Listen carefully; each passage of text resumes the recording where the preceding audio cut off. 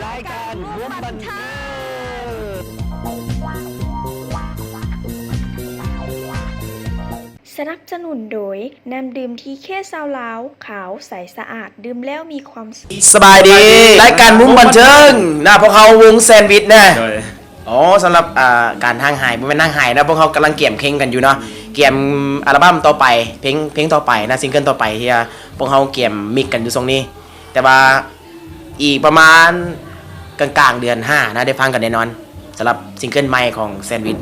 สำหรับเพลงนี้เขายังบ่ทันเกี่ยมซื้อกันเขายังล้มกันอยู่เรื่องสำหรับซื้อเพลงนะแต่ว่าเพลงนี้แล้วเนาะเพลงกันแล้วกันไป 90%สไตล์ก็ไปคือเก่าอะไรสไตล์ไปแต่ว่าก็ยังกำความอกหักความเจ็บปวดคือเก่านะคงที่คือเก่าเนาะคือเก่าโอ้สำหรับ เตรียมแต่งงานยังนังอีดนนะยังบ่ฮู้เท่านะยังบ่ฮู้ว่าเงินพอสำใดนะเรื่องเงินเหลือสำใดนะ ยังก็เกี่ยงกันอยู่แหละสำหรับเพลงนี้เนาะก็ใช้เวลาดนพอสมควรเนาะมีแต่ท่าฟังลองเบิ่งว่ามันสิโดนสำใดแล้วก็ขอฝากวงแซนด์วิชในอ้อมอกอ้อมใจของประชาชนเนาะสำหรับเพลงต่างๆนะสำหรับเพลงพวกเขานะกำลังที่การเกี่ยมกันปล่อยไปนะจะติดตามกันได้ในโทรภาพและก็วิทยุได้นะจ้าขอบใจ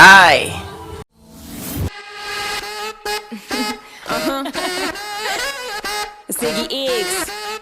they got one more problem with you, girl. Hey. Hey, baby, even though I hate you, I wanna love you. I want you. And even though I can't forget you, I really want to. I want you. Tell me, baby, why can't you leave me?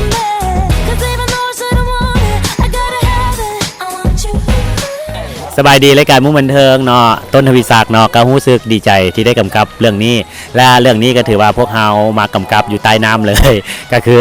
จะเห็นทีมงานกับนักแสดงเนาะที่อยากได้ภาพงามๆเป็นฉากที่พระเอกต้องลอยน้ำจมน้ำประมาณนี้เนาะก็ถือว่าถ่ายตั้งแต่บ่ายพุ่นแหละจนฮอดค่ำก็ได้ภาพสมใจแล้วก็ต้องขอบใจเนาะกับนุ่มนายแฮปปี้บอยอยู่ทั้งหลังเนาะที่เพิ่น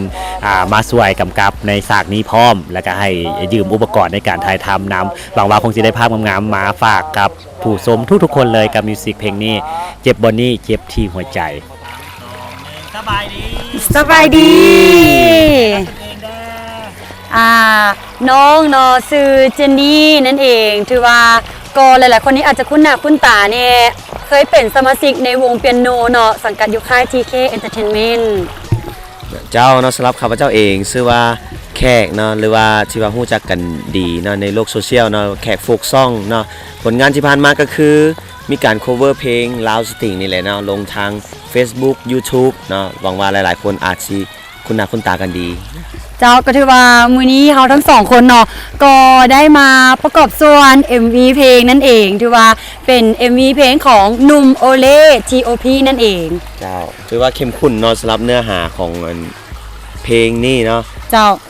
เพราะว่ามีการได้ใช้อารมณ์เนาะการได้ใช้สายตาแทนคำเว้าเนาะแล้วก็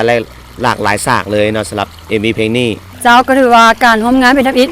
รู้สึกว่าพระเอกนี่เขาอยากขี้อายบ่ หรือว่าจังได๋เนาะกะ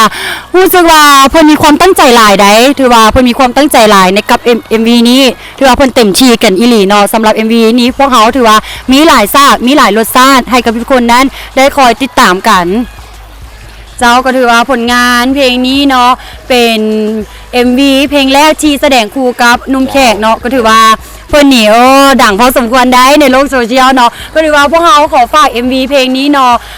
ไว้ในอ้อมอกอ้อมใจกับทุกคนเนาะถือว่าพวกเขานั้นตั้งใจกันอีหลีเนาะถือว่าอากาศนี่ร้อนอบอ้าวพอสมควรเด้แต่พวกเขาก็ถือว่าเต็มที่และจะพยายามให้มันออกมาดีที่สุดเนาะจังได๋ก็ขอฝากไว้ก็แล้วกันเจ้า